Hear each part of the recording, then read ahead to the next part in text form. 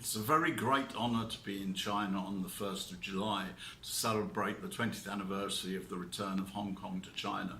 Particularly, of course, it's a privilege for someone whose nation created this great problem in the first place to be able to share in the great big party and national celebration of China. And I'm very honoured and I'm very touched that the Chinese people don't hold it against all the people of Britain who weren't responsible for this. I can see with my own eyes, therefore, all the celebration which takes place in China. I'm deeply moved. The famous words of Mao Zedong that China stood up in 1949 included part of achieving national reunification of China, and the return of Hong Kong was, of course, a huge part of that. The Chinese people know very much better even than I do, although I studied China a lot, all the sacrifices that were made by China to achieve national rejuvenation after the crimes that were started by Britain with the Opium War and the seizure of Hong Kong.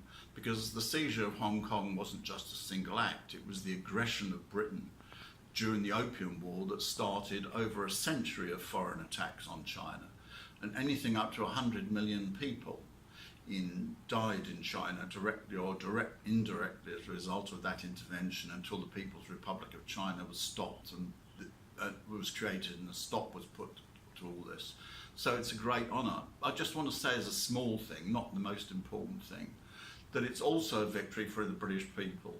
Marx famously said that a nation which enslaves another forges its own chains.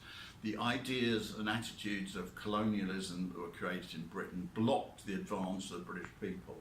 So therefore, getting rid of this colonialism, that is the return of Hong Kong to China, helps get rid of these ideas in Britain itself. Therefore, by far the most important thing today is the celebration of China. And as I say, it's such a pleasure to be able to participate in it and see it with my own eyes. But it's also a small victory for Britain. So China can have a very big party to celebrate, and I will take a very little drink also because it's in the interest of the British people.